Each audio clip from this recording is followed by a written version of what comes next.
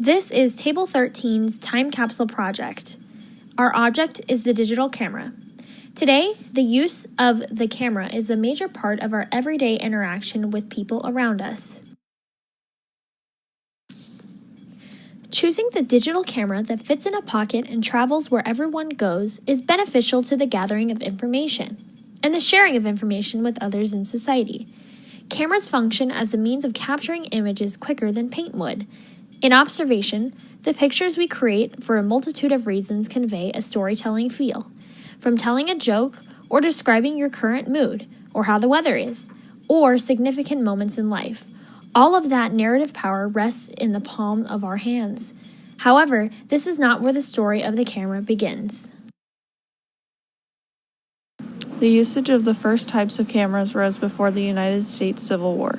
The early procedure was expensive and required a trained, skilled professional who wet photosensitive chemicals on a glass pane to capture the negative light of an object.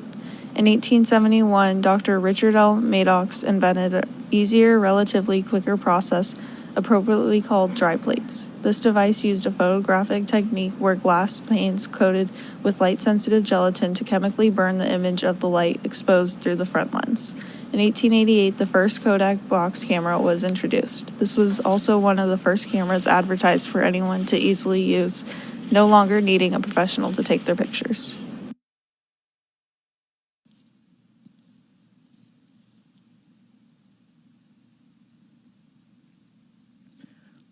As the world exploded into combat, however, images found an area for itself at the front lines. From soldiers on the floor attempting to record their experiences, to Army official photographers attempting to seize patriotic and hopeful moments, and all the way overhead to airplanes that took aerial photos to assist in ground attacks and air raids. Pictures played an essential position in World War I. But what would it be like if a digital camera was in the hands of an individual at this time, especially overseas? The First World War was once the first most important combat to follow the tremendous availability of low-cost photography.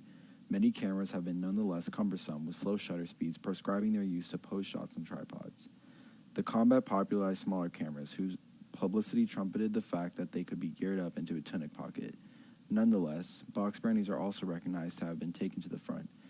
The ensuing photos provide a unique, candid, imaginative impression of the struggle from the perspective of the normal contributors as it progressed via the stages of preliminary euphoria to weariness and misery.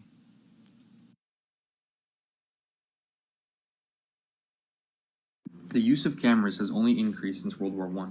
The type of camera has switched from box cameras and folding cameras to camera designs that look similar to modern digital lens cameras. This new style of camera came with new upgrades as well as a new design. Instead of moving the camera closer or farther away from an object to zoom in or out, this new design allowed just the lens of the camera to move in to zoom in and to move out to zoom out. This new design also had more of an advanced lens system for higher quality pictures. A new option people could use too was video recording. Video recording opened up a whole new way of capturing images and ideas.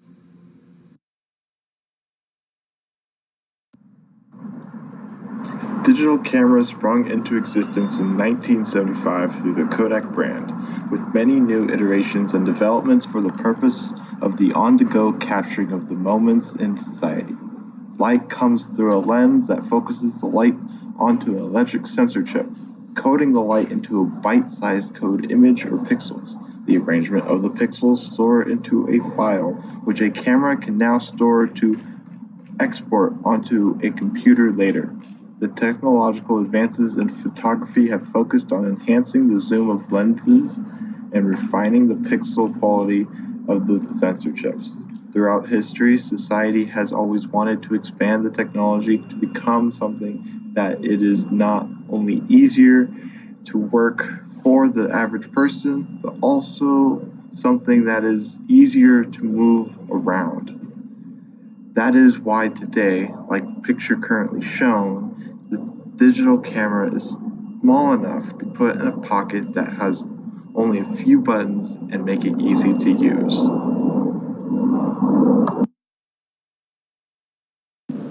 Having the digital camera that we know today would have been interesting in seeing how society would have reacted to events occurring around them by physically seeing what others were going through.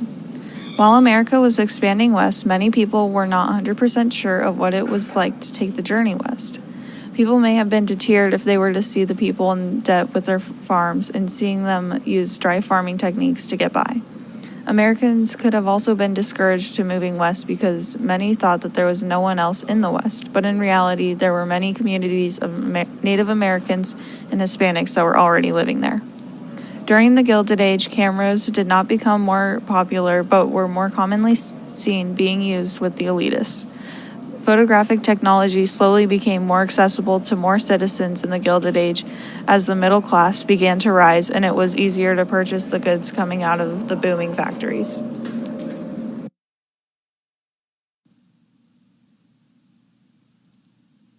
For soldiers, images added a new mode of amassing memories. A photo is in a position to recall exactly what the photographer wanted to remember. If they were handed a digital camera, soldiers would be confused at the idea, but would soon catch on in order to record their memories and save them in a more instant way. Pictures, via default, become a report of the photographer's personal history. Prosperous with each biographical and motivational factors, it is of no surprise then that as troopers shift off to flight in World War I, they carried with them their private cameras in order to report their experiences. If this then became instant, it would therefore be a much quicker process and more photos would be rapidly taken. With the upgrade in camera equipment and quality, we are able to relive moments from war and even on the home front.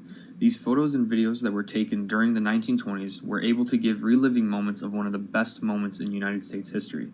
You could relive the income of jazz music in the Renaissance or the flappers in Marilyn Monroe.